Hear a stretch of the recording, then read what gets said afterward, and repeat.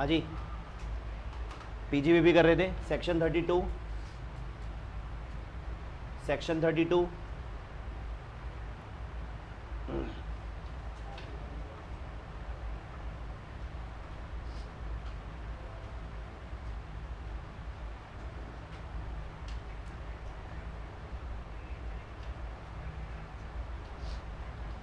कल इस पे डिस्कस कर रहे थे अपन। सेक्शन ये इलस्ट्रेशन 67 जो सेक्शन 32 का था।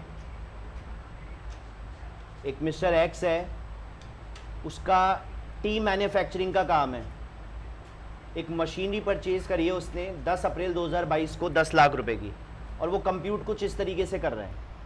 कंप्यूट इसलिए कर रहा है कि उसको पता है कि डेप्रीसिएशन तो 15% लगना है जो मेरे पास में बैलेंस बच रहा है उस पर, लेकिन उसका उसने क्या लगा रखा है 40%। ऐसे कैलकुलेट नहीं होता। ये मैं आपको बता दूं कि जो टी मैन्युफैक्चरिंग कंपनी है उसका 40% तो होता है नॉन एग्रीकल्चर और 60% होता है एग्रीकल्चर। हाईएस्ट एग्रीकल्चर होती है, हाईएस्ट, ऐसे याद रखना, हाईएस्ट परसेंटेज 10 बजे, हाईएस्ट परसेंटेज मैं बात करता हूं आपसे, है ना। हाईएस्ट परसेंटेज जो होता है वो तो क्या होता है एग्रीकल्चर, और जो लोएस्ट होता है वो नॉन एग्रीकल्चर। ऐसे याद रखना आप लोग। तो अब इसमें कैलकुलेशन हम किस तरीके से करेंगे, कैलकुलेशन किस तरीके से अपन को करना है। यहां पर इसने कैलकुलेशन कर दी, यहीं पे ही 40% कर दिया। ऐसे नहीं करना। आप 10 लाख लो, 10 लाख पे पूरा 15% लगाओ, कितना हो गया 1,50,000 का डेप्रीसिएशन। WDV कितनी बचेगी 8,50,000 डेप्रीसिएशन के बाद में। फिर 850 के ऊपर फिर 15% लगाओ, जो भी वैल्यू आएगी वो उसका लेस होके हो जाएगा। ये देखिए नीचे इसने कंप्यूटेशन कर रखा होगा, मैं उसमें बता देता हूं। ये देखिए, हाँ, अब 850 पे 15% डेप्रीसिएशन कितना हो गया 1,27,500, लेस करके कितना आ गया 7,22,500। अब समझो मुझे इस फाइनेंशियल ईयर का निकालना है 24-25 का, तो 24-25 का डेप्रीसिएशन कितना है 1,27,500, और 24-25 की इसने इनकम भी बता रखी है। टोटल इनकम क्वेश्चन में 8 लाख रुपए कुछ है, ये रही, कितनी है 8 लाख रुपए। तो इसने क्या किया 8 लाख रुपए में पहले करंट ईयर का डेप्रीसिएशन माइनस कर लिया। माइनस करने के बाद आपका प्रॉफिट कितना आया 672,500 का। अब इस वैल्यू का 40% नॉन एग्रीकल्चर है और 60% एग्रीकल्चर। आपको वहीं पे माइनस नहीं करना, पहले फुल डेप्रीसिएशन निकालना है, प्रॉफिट निकालना है, फिर उस प्रॉफिट का 40-60 में क्या कर देना है, उसको डिस्ट्रीब्यूट कर देना है। तो 60 चला जाएगा एग्रीकल्चर में और 40 चला जाएगा नॉन एग्रीकल्चर में। तो ये देखिए लेस कर दिया इसने 60%, किसका, इस टोटल वैल्यू का। तो लेस करके कितना आ गया पीजीबीपी 2,69,000। Getting my point. तो ऐसे ध्यान रखना है। एक आता है एडिशनल डेप्रीसिएशन, 20% एक्स्ट्रा और मिलेगा जो नॉर्मल डेप्रीसिएशन है उसके अलावा। नॉर्मल डेप्रीसिएशन की रेटें तो आपको याद हो ही गई होंगी, क्या है, रेजिडेंशियल बिल्डिंग पर 5%, कॉमर्शियल बिल्डिंग पर 10%, फर्नीचर पर 10%, मशीनरी पर 15%, इंटेंजिबल 15%, शिप पे 20%, 25 सॉरी, इंटेंजिबल 25, शिप पर 20%, कंप्यूटर पे 40%, बुक्स पे 40%, टेम्परेरी स्ट्रक्चर 40%। हाँ हाँ 40% कल ही बताया है, ठीक है यहां तक, ओके। अब एडिशनल डेप्रीसिएशन उस नॉर्मल डेप्रीसिएशन के अलावा आपको और मिलेगी, कितना 20%। लेकिन याद रहे ये 20% एडिशनल डेप्रीसिएशन सिर्फ और सिर्फ न्यू प्लांट एंड मशीनरी पर मिलेगी हर साल। कहां मिलेगी, न्यू प्लांट एंड, नहीं हर साल नहीं मिलेगी, एक ही बार मिलती है, एक ही बार मिलेगी। कौन से ईयर में, जिस ईयर आपने परचेज किया है क्या, नया प्लांट एंड मशीनरी। हर साल नहीं मिलेगा, ओनली 1 ईयर, फर्स्ट ईयर। पढ़ते हैं इसको।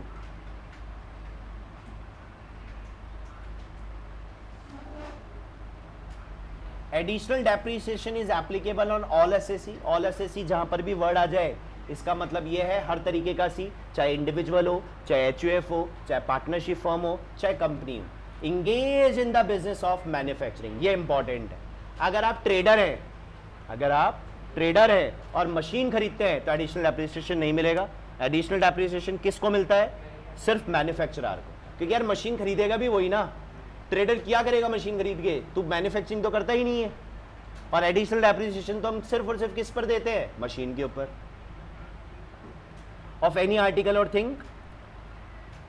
और एक्स्ट्रा और है, और साथ में जनरेशन, ट्रांसमिशन और डिस्ट्रीब्यूशन ऑफ पावर वाली कंपनीज को भी, मतलब बिजनेस, जो बिजनेस एंटिटीज है उनको भी एडिशनल डेप्रिसिएशन मिल जाएगा। हाँ, अब देखिए, assessee acquired a new plant and machinery other than the following, यानी नीचे जो मैं बोलने वाला हूं उस पर आपको एडिशनल डेप्रिसिएशन नहीं मिलेगा। एडिशनल डेप्रिसिएशन सिर्फ और सिर्फ किस पर मिलेगा, नई प्लांट एंड मशीनरी पर। ठीक है यहां तक? ओके। क्या क्या, ship and aircraft, any plant and machinery which was use either within और outside India by any other person. यही सेकेंड एंड हो गई कि आपकी जो मशीन है वो मशीन पहले कोई और यूज कर चुका है, यानी सेकेंड एंड हो गई।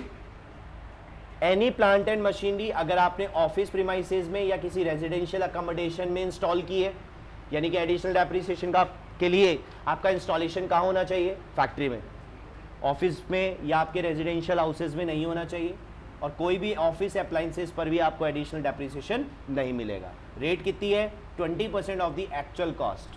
हाँ, अगर सितंबर के बाद की परचेज है तो रेट आधी हो जाएगी, सितंबर से पहले है तो रेट पूरी रहेगी। वो आपका जैसा पॉइंट था वैसा ही रहेगा। अब ये वाला इलस्ट्रेशन करना, 4 प्लांट है आपके पास, plant A, plant B, plant C, plant D.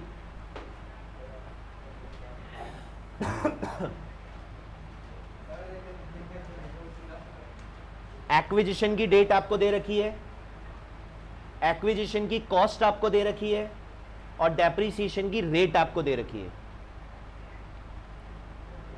तो बच्चों मेरे को डेप्रिसिएशन कैलकुलेट करके बताओ विथ एडिशनल डेप्रिसिएशन कितना आएगा, इसका कितना आएगा।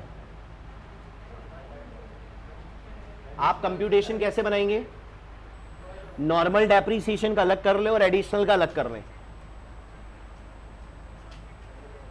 सारी इसी साल परचेज हुई है बच्चों, तो ओपनिंग WDV तो है नहीं, और बेचा भी नहीं है तो सेल भी नहीं है, सारी इसी साल की परचेज है।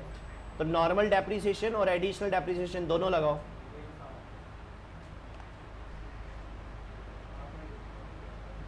डेट के हिसाब से, सितंबर के बाद है तो रेट आधी कर देना।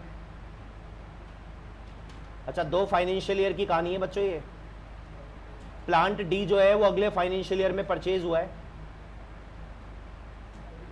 आपको दोनों फाइनेंशियल ईयर के लिए निकालना है। अच्छा, कह भी रहा है बच्चों, क्वेश्चन कह भी रहा है 24-25 और 25-26 दोनों असेसमेंट ईयर के लिए निकालो। पहले 24-25 के लिए निकालो, कैसे निकालोगे,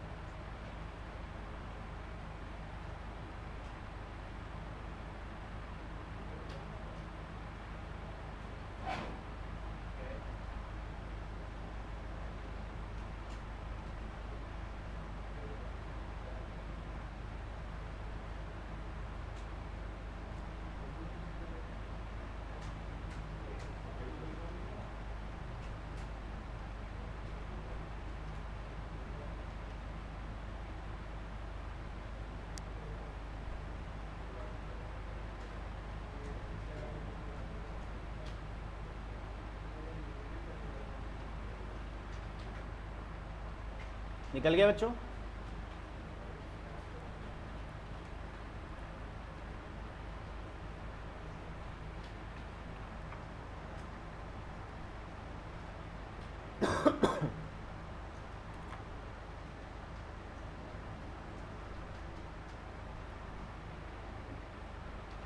असेसमेंट ईयर 24-25 यानी फाइनेंशियल ईयर हो गया आपका 23-24। तो सेल कंसिडरेशन तो है नहीं, इस साल अपन ने कुछ बेचा तो है नहीं, ओपनिंग WDV है नहीं क्योंकि इसी साल खरीदा है आपने 23-24 में। परचेज है, अब परचेज तीनों प्लांट की आ जाएगी, एक ही ग्रुप में डाल देंगे। क्यों? नेचर वाइज भी सेम है, डेप्रिसिएशन की रेट भी सेम है, तो तीनों का टोटल कितना हो गया? 5, 3, 8 और 2 10 lakh minus expenses on transfer, वो है नहीं। तो आपका WDV वैल्यू बिफोर डेप्रिसिएशन कितना आ गया बच्चों? 10 लाख। लेकिन डेप्रिसिएशन अब आप डेट के हिसाब से निकालेंगे। अब डेप्रिसिएशन कैसे निकालेंगे? 5 और 3 8 पे तो पूरा मिलेगा, तो 8 लाख पे तो पूरा 15% है, और जो बाकी का 2 लाख है वो आपने कब खरीदा है? 15 दिसंबर को, 15 दिसंबर यानी कि सितंबर के बाद। तो क्या हो जाएगा? 7.5% लगाना बच्चों। इसका तो कितना आ गया? 1.20, और इसका कितना आएगा? 15,000, 1.35 टोटल डेप्रीसिएशन है फॉर असेसमेंट ईयर 24-25 के लिए। प्रियांशु,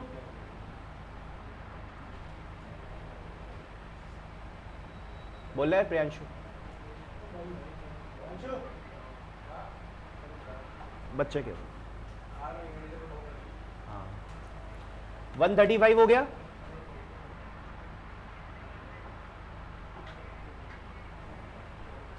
अब क्या करोगे? क्लोजिंग WDV बताओ कितनी आएगी लेस करके? ये क्लोजिंग WDV है एज ऑन 31 मार्च 24,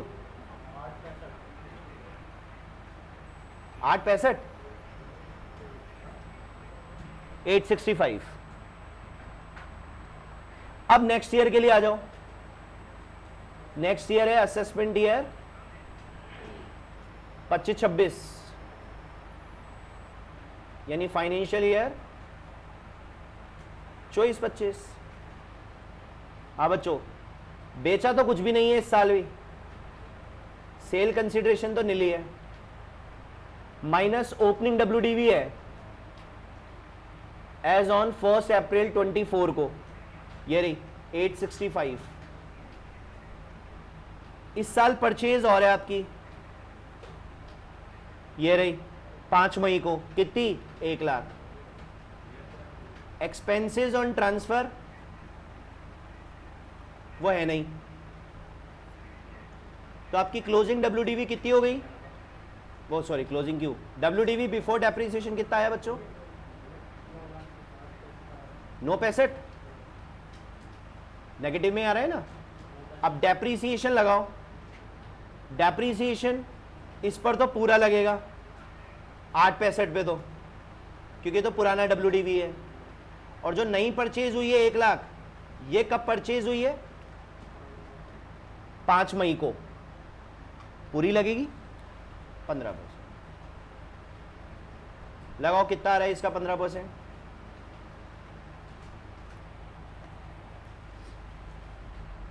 865 का 15% कितना आ रहा है?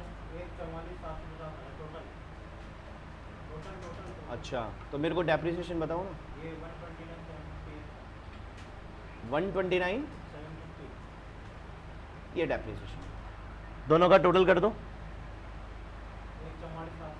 144,750, 144,750 से और डेप्रिसिएशन।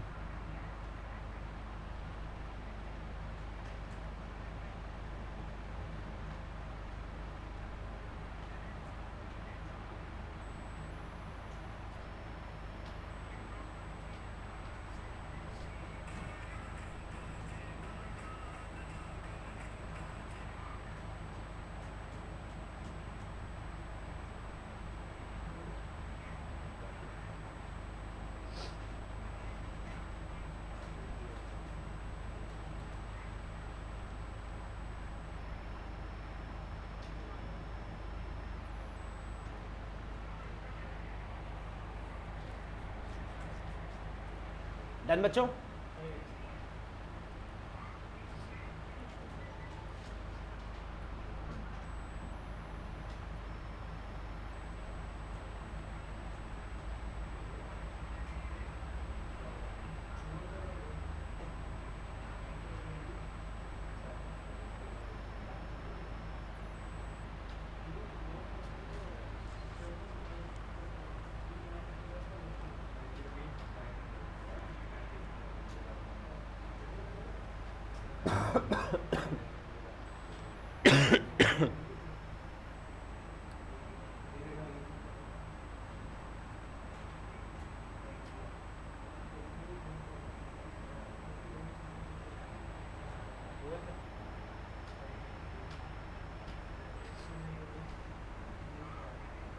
और यार बच्चों एडिशनल डेप्रिसिएशन तो निकाला ही नहीं।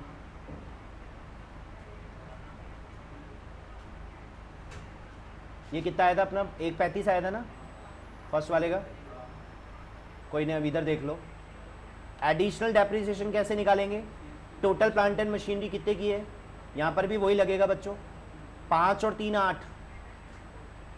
इन दोनों पे तो कितनी हो जाएगी 20%, और इस पे कितनी हो जाएगी 10%। रेट आधी होगी ना यहाँ पर प्लांट सी वाले में। ये रहा 15 दिसंबर की परचेज है ना, लगा ना 8 लाख का 20% तो कितना हुआ 160, और 2 लाख का 10% 20,000, कितने हो गए 180। तो 180 आपका एडिशनल डेप्रिसिएशन हो गया।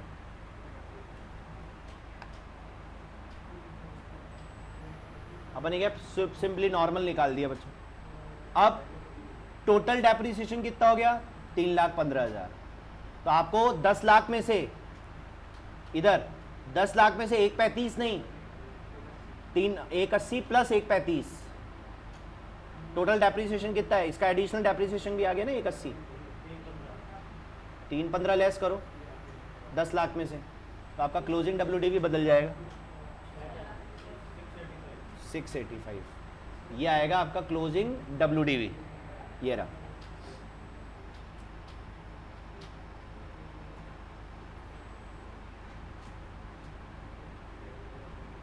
तो अब इधर देखो, अब इधर आपका ये हो गया 685, ये 1 लाख है ही। टोटल कितना हुआ 785। इस 785 में से 685 का डेप्रीसिएशन निकाल दो, जो पुराना वाला है वो तो ऐसे के ऐसे आ जाएगा। 685 का 15%, और इस 1 लाख का 15% 15,000 तो आएगा ही, प्लस 1 लाख का 20% एडिशनल डेप्रीसिएशन और आएगा। ये 685 का 15% कितना हो गया सर, 685 का 15% कितना हो रहा है, ये तीनों डेप्रीसिएशन आएंगे नेक्स्ट ईयर। उसका नहीं निकालोगे 685 का, क्योंकि एडिशनल डेप्रीसिएशन फर्स्ट ईयर ही मिलता है, वो आपने क्लेम कर लिया। इस वाले का मिलेगा सिर्फ जो नई प्लांट खरीदी थी 1 लाख की, एडिशनल डेप्रीसिएशन।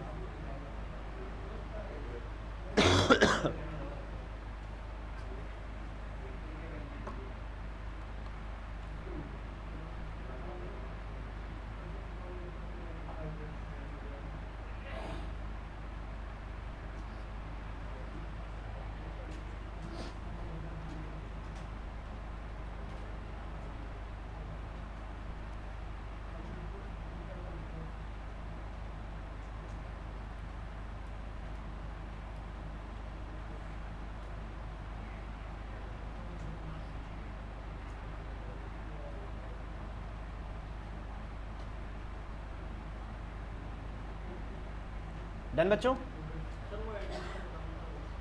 ऊपर वाले का नीचे वाले में आपने सब 1 लाख का लगाया, क्योंकि जो ये 3 प्लांट थी उन पर तो तूने पिछले साल ले लिया ना एडिशनल, एक ही बार मिलता है,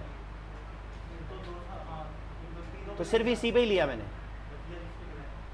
हाँ मतलब जो नया खरीदा है मैंने इस साल 24-25 में तो एक ही प्लांट खरीदा है ना, तो उसी पे क्लेम किया है मैंने एडिशनल। एडिशनल एक ही बार क्लेम होता है in the year of purchase.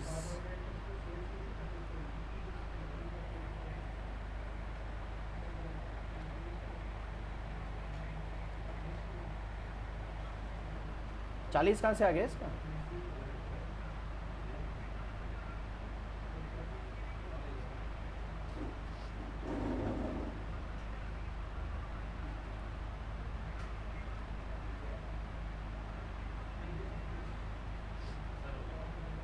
ठीक है। टोटल कितना है 170 750 ये नेक्स्ट ईयर इसने एडिशनल डेप्रिसिएशन की कैलकुलेशन गड़बड़ कर दी भाई। 785 पे एक तो ये 685 और इस एक, चलो वो तो इन दोनों का तो टोटल वही आया है। कितना आ रहा था ये 117,750 ही आएगा ये तो सही है। पर यहाँ डेप्रिसिएशन इसने 20 की जगह 40 ले लिया, वो गड़बड़ कर दी। ये तो सही है 117,750, लेकिन यहाँ 20,000 आएगा, इसको करेक्ट कर लेना 1 लाख का। ये 40,000 गलत ले लिया इसने, ठीक है।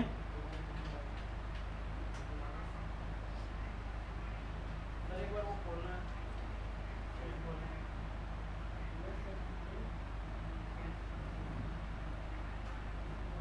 अच्छा नहीं नहीं नहीं नहीं नहीं, सही है, क्योंकि सही है बच्चों, 40 से आएगा। पता है कैसे आएगा? पिछले साल जो प्लांट सी का मैंने लिया है वो तो सिर्फ 10% ही लिया था ना, क्योंकि 15 दिसंबर की परचेज थी। ये देखो आपने एडिशनल डेप्रिसिएशन आधा ही तो लिया था। 161 है और 20 एक है। ये जो 20 वाला लिया था ये प्लांट सी का ही तो था, आधा। तो आधा अगले साल हो गया, ये वो आधा है प्लांट सी का, और प्लांट डी का तो पूरा आएगा ही 1 लाख का 20%, 20,000 ऐसे करके 40,000 हुआ है। तो आपने बोला था एक ही साल मिलेगा। एक ही साल मिलेगा, लेकिन मिला तो आधा ना, उस साल मिलेगा पूरा एक बार 20%, लेकिन अगर किसी साल आधा है तो आपका आधा वो अगले साल मिल जाएगा। लिया मैंने वो एक 20% ही है, 20% से ज़्यादा एडिशनल डेप्रिसिएशन क्लेम नहीं कर रहा हूं, लेकिन अगर आधा ले पा रहा हूं तो फिर आधा मैं अगले साल लूंगा, इसलिए 40 हुआ है वो, ठीक है ना।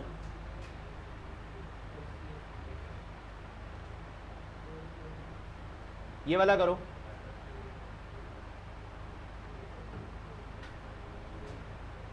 डेप्रिसिएशन और डब्ल्यूडीवी वैल्यू और मैन्युफैक्चर आ रहे बच्चों, वही एडिशनल डेप्रिसिएशन। लगाओ दिमाग, करो इसको।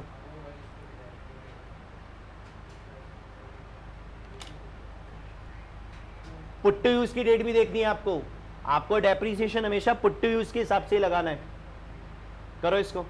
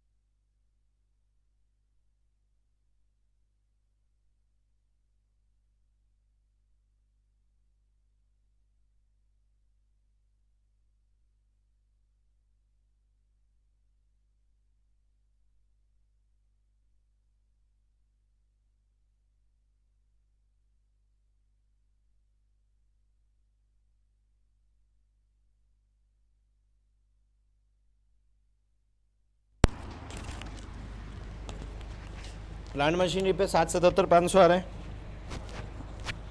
777,500।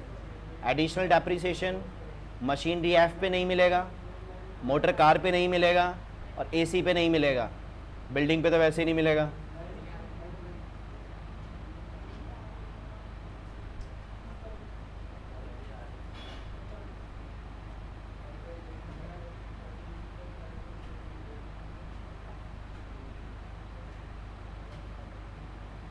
टोटल परचेज प्लांट की 32 लाख है ना भाई।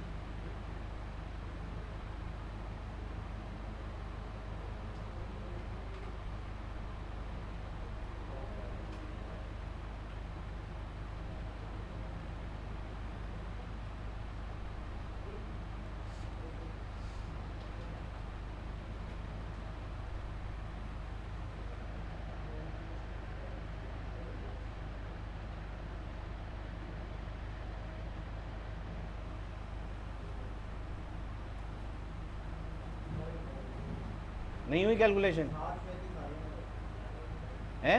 7,35,000 ये नॉर्मल डेप्रिसिएशन तेरा सही आ गया 367,500।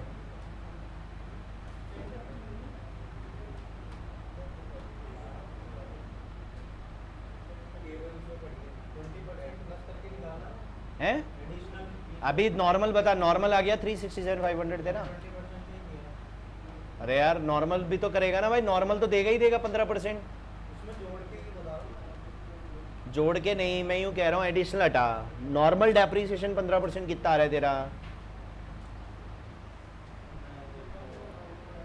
ए बाउले 1 सितंबर 1 सितंबर 1 सितंबर इन पे तो फुल है, इस पे हाफ है, इस पे हाफ है, इस पे हाफ है। क्यों फुल है? हाफ है। और ये 2 फरवरी है, इस पे भी हाफ है, तो 17 लाख पे तो पूरा लगेगा 15%। रेट पूरी लगेगी ना, पहले नॉर्मल की बात कर रहा हूं मैं। और ये कितना आ रहा है इसका टोटल देख एक बार, 4 और 3 7 और 2 9 और 5 14 और 1 15 लाख। 15 लाख पे 7.5%, ये तो तेरा नॉर्मल डेप्रिसिएशन है। डन। अब एडिशनल में क्या क्या करेगा? एडिशनल में आ जा, ये तीनों 17 तो है ही, तो इस 17 लाख पे 20% तो एडिशनल है ही, जो भी आ रहा है। फिर इधर आ जा, मशीनरी डी और ई, ये है 7 लाख, इस पर लगा 10%, हाफ। इस पे मिलेगा नहीं, इस पे मिलेगा नहीं, इस पे मिलेगा नहीं। अब इन सबको जोड़ दे,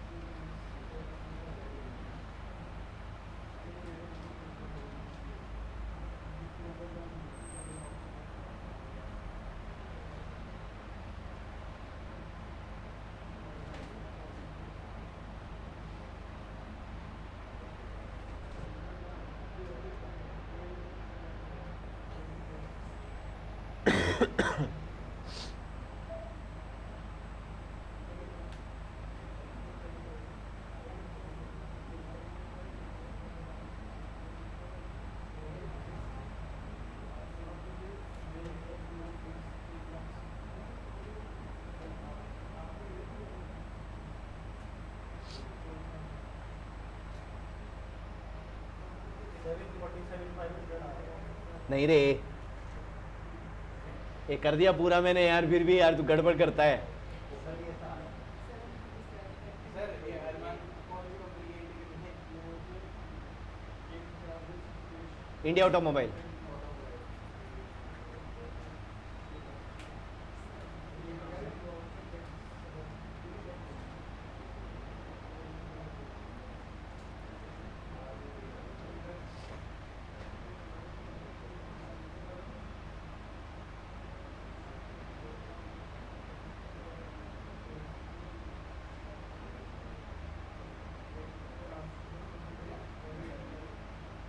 स्लम सेल अपन बाद में करते हैं।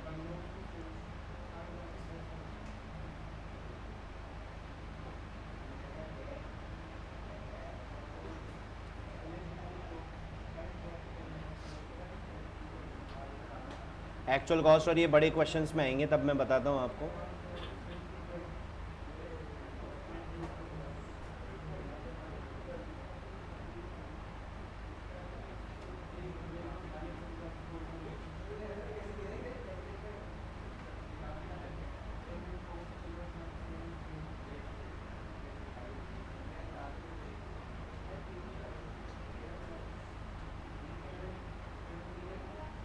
हाँ, इलस्ट्रेशन 73 देखें एक बार।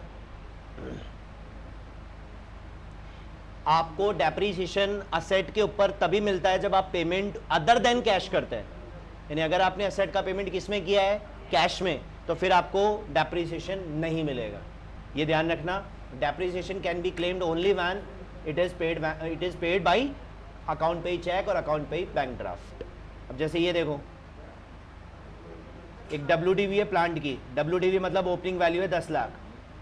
एक प्लांट डी खरीदा है इसने 10 जुलाई को, कितने का, 5 लाख। उसमें से 1 लाख कैसे पे किया है, कैश में, और बाकी बैलेंस कैसे पे किया है, अकाउंट पे चेक से। तो डेप्रीसिएशन 4 लाख पे मिलेगा। कितना आएगा बच्चों डेप्रीसिएशन, बताओ।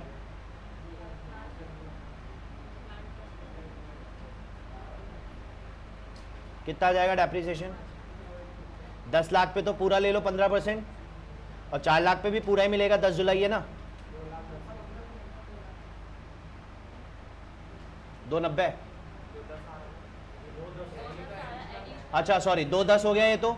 अब एडिशनल और मिल जाएगा, इस पे तो मिलेगा नहीं ओपनिंग पे, सिर्फ प्लांट डी पे मिलेगा। लगा दो 4 लाख का 20%, 80,000, तो 80 ये हो गया और 210 ये हो गया। टोटल डेप्रिसिएशन कितना हो गया, 290। उसमें से कॉस्ट में से लेस कर दोगे तो WDV कितनी आ जाएगी, 11,10,000। तो याद रहे, कैश पेमेंट अलाउड नहीं होता, ठीक है ना।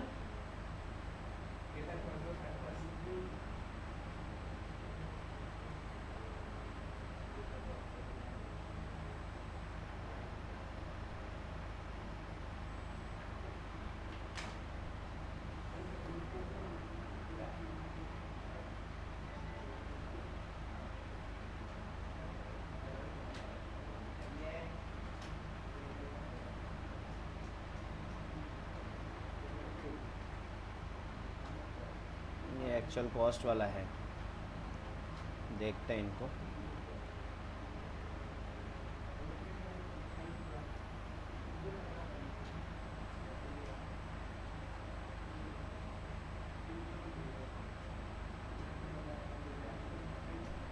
$74 देखो एक बार, अच्छा इलस्ट्रेशन है ये भी। Narang textile limited purchased a machinery from Germany for euro. Germany से खरीदी है 1 लाख यूरो में। एक्सचेंज रेट आपको दे रखी है, जिस दिन खरीदी उस दिन की 65 रुपए है। कितने की हो गई, 65 लाख की मशीन।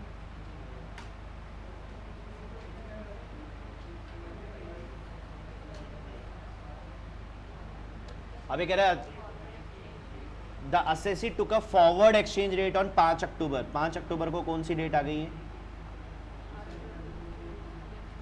हाँ कोई फॉरवर्ड एक्सचेंज रेट है, उसको 67 में कन्वर्ट कर दिया, यानी 2 रुपए से और बढ़ा दो वैल्यू को। सबसे पहले तो रुको, ये कौन सा फाइनेंशियल ईयर हो गया, 23-24। 23-24 में तो 65 लाख पे लगा दो सीधे सीधे 15%। भाई फाइनेंशियल ईयर एंड हो गया ना, कितना आएगा, 65 लाख का 15%,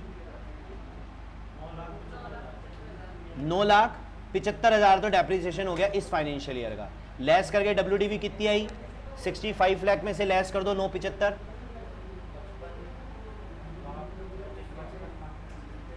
अब कह रहा है नेक्स्ट ईयर जो है उसका एक्सचेंज रेट चेंज हो गया है, अब कितना हो गया 67, तो वैल्यू बढ़ानी पड़ेगी, 2 रुपए से और बढ़ा दो, तो 2 लाख से और कॉस्ट को ऐड कर दो उसमें WDV में।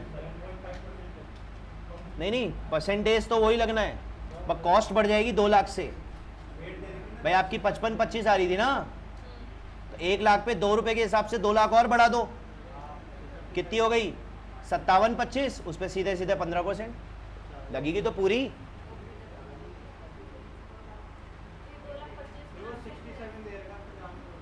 67 रेट चेंज, हाँ बस एक्सचेंज रेट में चेंजेस के अकॉर्डिंग अपन को कॉस्ट में चेंज करना है।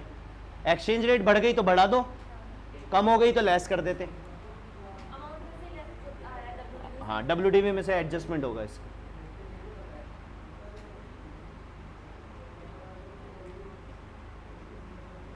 तो एक्सचेंज रेट का डिफरेंस अब जो है वो एडलेस करके एडजस्टमेंट करके फिर निकाल लेना।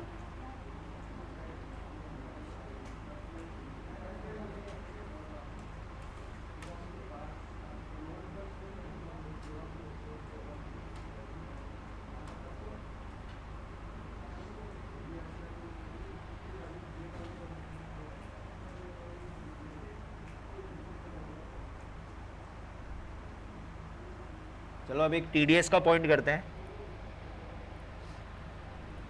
एक इंपॉर्टेंट पॉइंट डालो,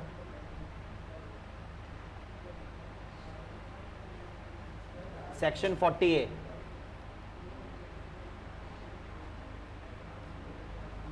section 40A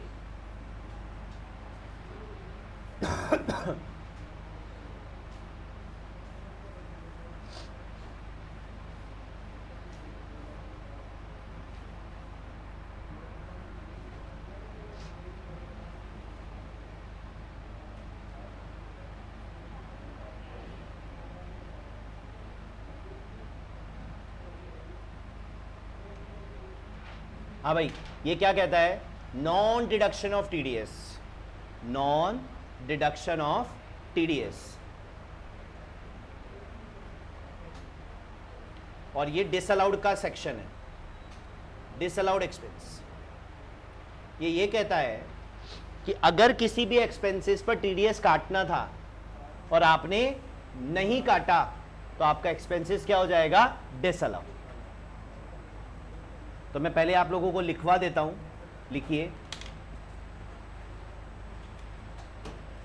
if any expenses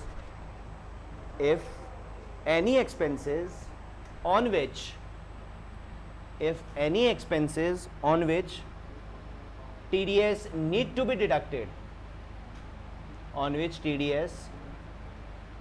to be deducted, but not deducted, comma, deducted but not deposited,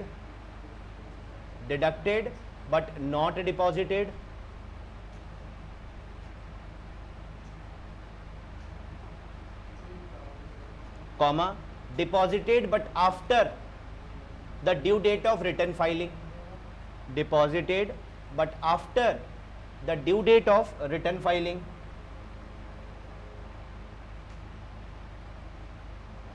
under section 139 subsection 1, then expenses will be disallowed in the following manner.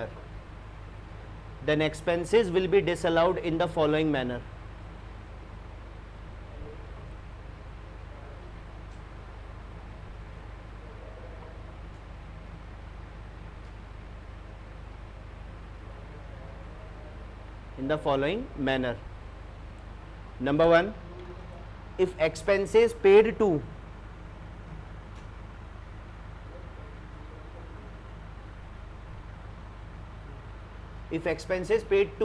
resident person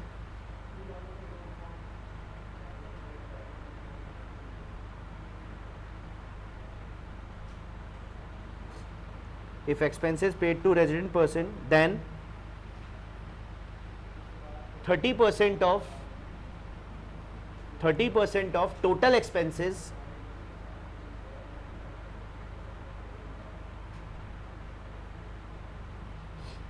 will be disallowed.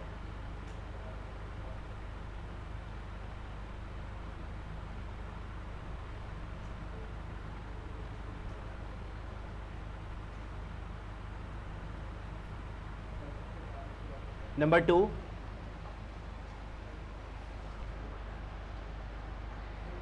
if expenses paid to non-resident,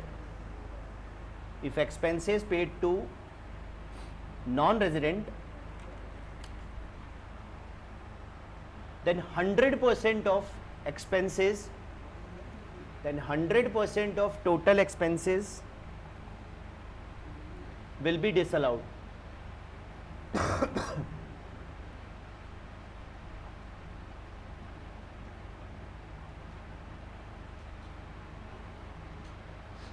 will be disallowed. आज आप live नहीं ले देगा। Record कर रहा हूँ, बाद में डाल कल आपकी है ना वो डायरेक्ट वाली क्लास की ना, उसमें बीच में वॉइस आ जाएगी आगे, भैया सो रहा आवाज नहीं। आगे आ जाएगी, मुश्किल से 5 मिनट मिस हुई होगी, रिपीट कर दिया था मैंने आगे। हाँ वो बीच बीच में फ़ोन आता है ना तो वो चक्कर हो जाता है। हाँ भाई, नॉर्मल प्रोविज़न तो मैंने आपको लिखा दिया। नॉर्मल प्रोविज़न क्या कहता है कि भैया कुछ एक्सपेंसेस पे क्या काटने होते हैं, टीडीएस काटने होते हैं। अब टीडीएस अगर आपने काट दिया तो अच्छी बात है, नहीं काटा तो आपका एक्सपेंसेस डिसअलाउ हो जाएगा। कितना हो जाएगा ये नीचे 2 पॉइंट में बता दिए। अगर पेमेंट रेजिडेंट को किया तो 30% डिसअलाउड, और पेमेंट अगर नॉन रेजिडेंट को किया तो 100% डिसअलाउड। अब इसका ब्रेक डाउन कर लेते हैं। तो नेक्स्ट आप लिखिए इसी में कंटिन्यू में, ब्रेक डाउन ऑफ सेक्शन। अब थोड़ा लॉ की लैंग्वेज में बात कर लेते हैं। जनरल लॉ तो मैंने आपको लिखवा दिया। Break down of section 40A। अब सबसे पहला पॉइंट है सेक्शन 40A1, यह है पेमेंट्स आउटसाइड इंडिया और to a non resident. Payment आप बाहर कर, अच्छा सेक्शन वही है, TDS, non deduction of TDS का ही है।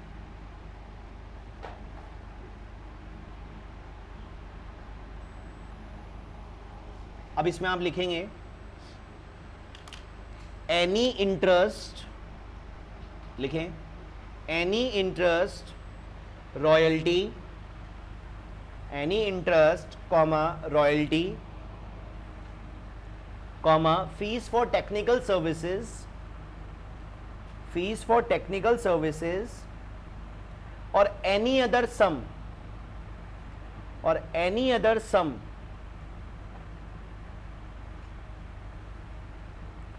और एनी अदर सम, इसके आगे ब्रैकेट में लिख लो other than salary.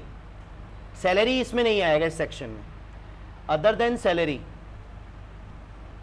Which is payable outside India, which is payable outside India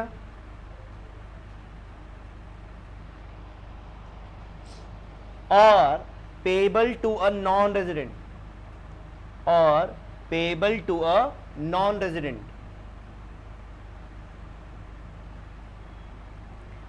including foreign company, including foreign company,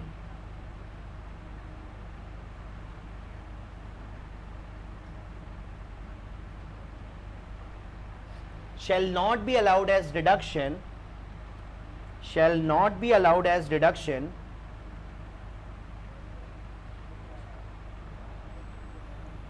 if TDS not deducted, if TDS not deducted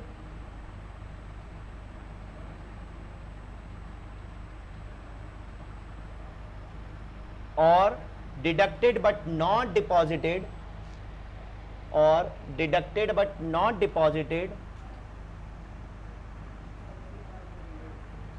on or before the due date of return filing, on or before the due date of return filing.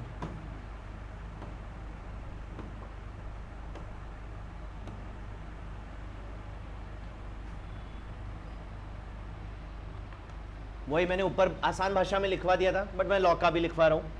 तो अगर आप payment कर रहे हैं outside India किसी को भी, या इंडिया में नॉन रेजिडेंट पर्सन को, तो आपको टीडीएस काटना मैंडेटरी है। और अगर आपने ऐसा नहीं किया तो आपका एक्सपेंसेस क्या हो जाएगा, डिसअलाउ। वो क्या लिखवाया मैंने, shall not be allowed as deduction, है ना, shall not be allowed as deduction if TDS not deducted or deducted but not deposited, full stop। Paragraph change करके लिखो however, however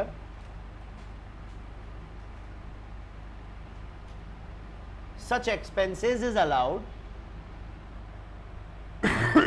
such expense is allowed in the year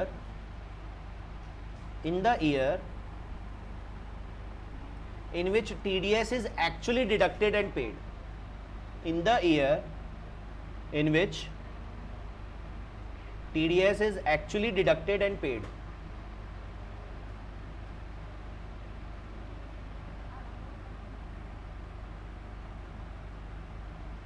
उस year allow हो जाएगा जिस year आप इसका TDS काट के क्या करा दोगे, जमा करा दोगे। जैसे इस साल आपने नहीं काटा तो इस साल तो डिसअलाउ हो गया पूरा 100% नॉन रेजिडेंट के केस में, लेकिन अगले साल काट के क्या करा दिया, टीडीएस जमा करा दिया, तो नेक्स्ट ईयर मिल जाएगा पूरा का पूरा खर्चा।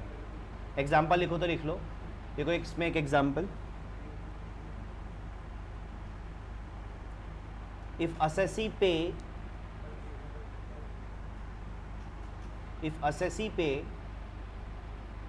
$10,000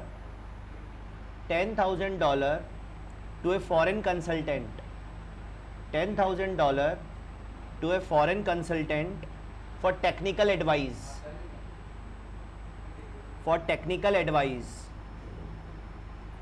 in the financial year 24-25, in the financial year 24-25, without deducting TDS,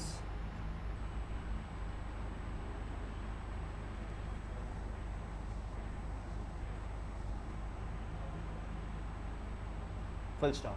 Such expenses will 100% disallowed, such expenses will 100% disallowed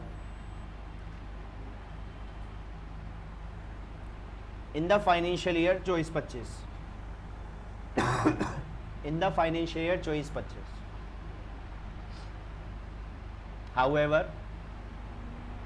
However, it is allowed in next financial year, it is allowed in next financial year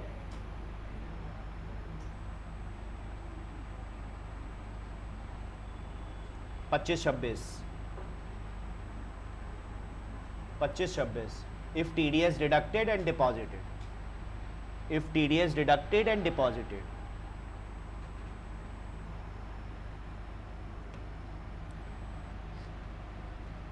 Done.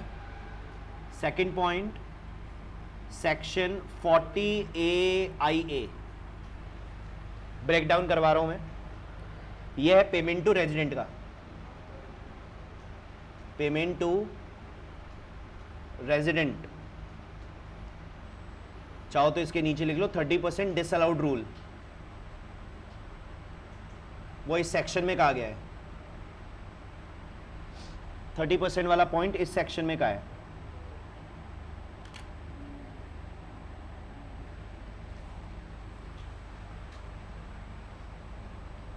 लिखें इसके अंदर अब, any interest commission brokerage, any interest commission brokerage, rent royalty, fees for technical services,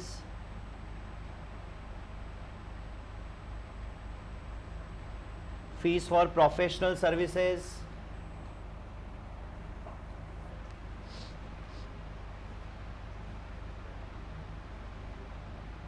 and contractual payment,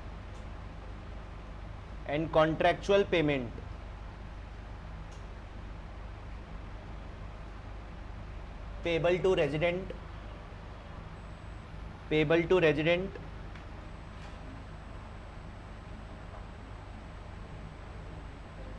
without deducting TDS,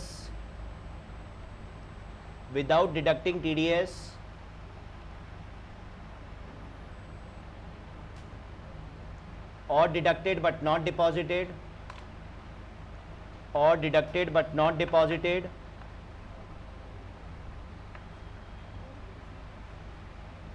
on or before the due date of return filing,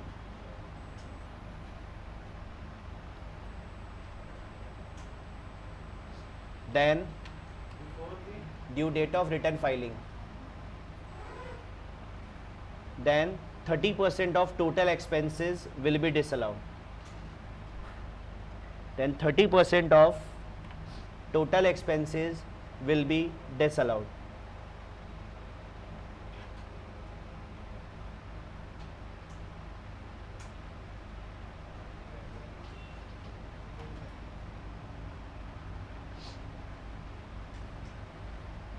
Full stop.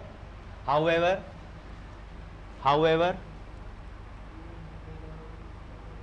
such expense will be allowed, such 30% लिखना, such 30% of expense will be allowed, such 30% of expense will be allowed in the year in which it is deposited.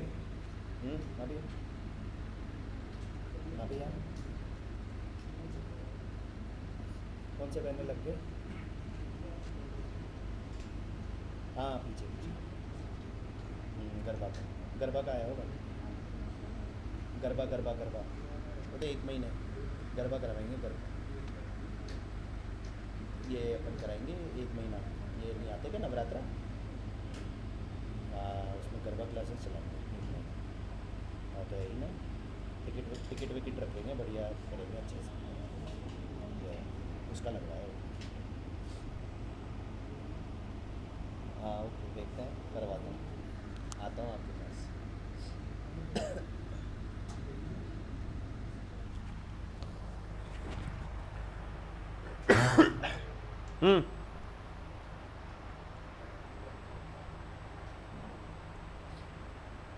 क्या लिखा है?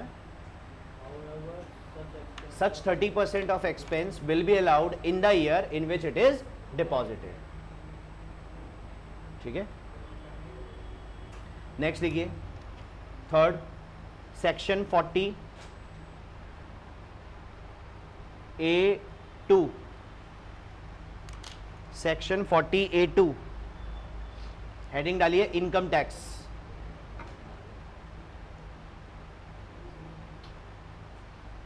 Income tax disallowed होएगा, लिखिए any sum paid on account of income tax, any sum paid on account of income tax on account of income tax is not deductible,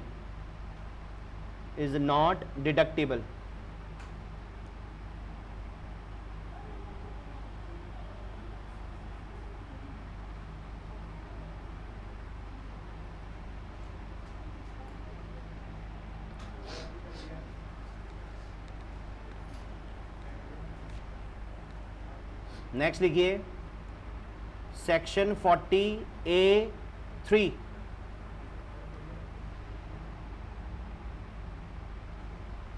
ये लिखिए आप, salary payable outside India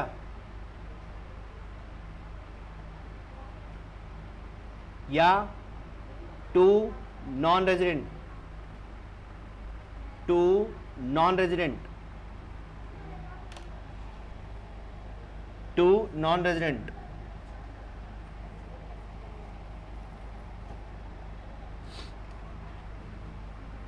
इसमें लिखें आप any salary payable, हो गया, any salary payable outside India, any salary payable outside India और to a non resident,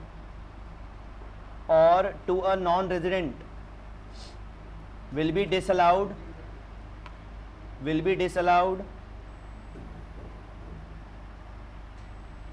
if TDS is not deducted, and paid.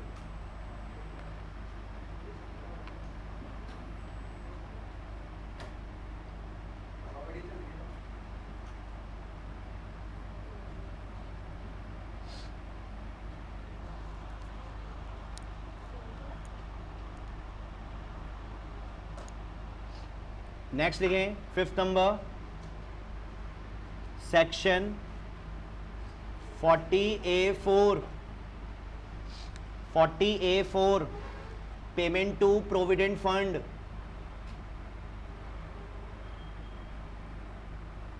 Payment to provident fund oblique other fund,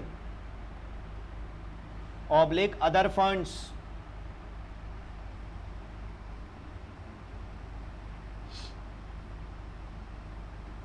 अब इसमें लिखें आप,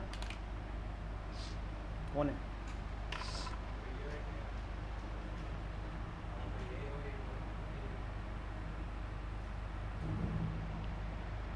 लिखें इसमें employers contribution, employers contribution to any fund, employers contribution to any fund like provident fund, superannuation fund like provident fund, comma superannuation fund or gratuity fund etc, or gratuity fund etc will be disallowed, will be disallowed if no effective arrangement is made, if no effective arrangement is made for deduction of tax, if no effective management is made for deduction of tax from payments, from payments to employees, from payments to employees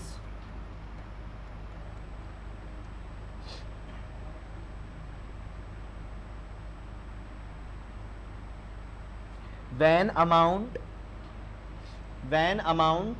continue में लिखो, to employees when amount from such fund become taxable,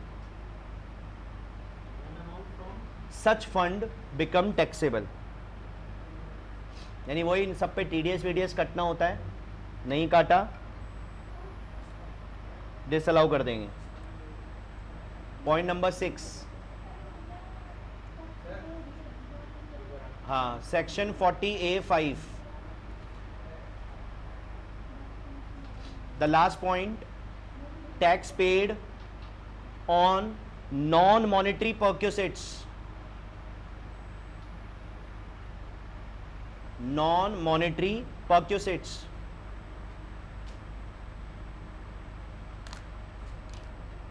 लिखें इसमें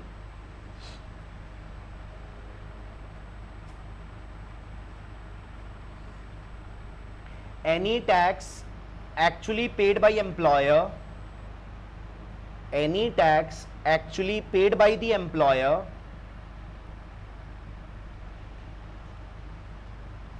any tax actually paid by employer without recovery from the employee, without recovery from the employee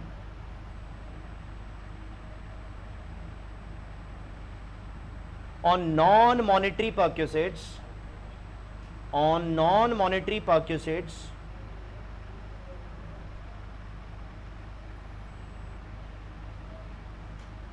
given to employee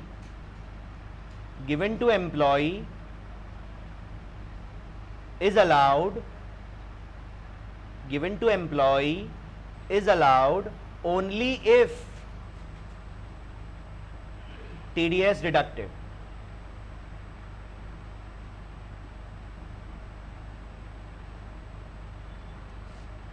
only if TDS deducted. So this is your section 40A, non deduction of TDS का section है। 5 points इसमें हैं, 6 points जो आपको याद करने हैं, ठीक है। कल 3 इंपॉर्टेंट सेक्शन पे डिस्कस करेंगे। कल देखते हैं, जैसा भी है मैं आपको मैसेज कर दूंगा। 40A2, 40A3 और 43B तो these three sections are very important, 48.2, 48.3 and 43B. सबसे ज़्यादा जो आपके प्रैक्टिकल क्वेश्चन सॉल्व होंगे वो या तो 40A से सॉल्व होंगे या 48.2.3 या 43B। आएगा ही आएगा, हर प्रैक्टिकल क्वेश्चन में ये सारे सेक्शंस मिलेंगे ही मिलेंगे, कोई नहीं रोक सकता उसको। तो वो अपन नेक्स्ट क्लास में डिस्कस करते हैं। Let's see when it will be held. ठीक है, आ रहे हैं सर।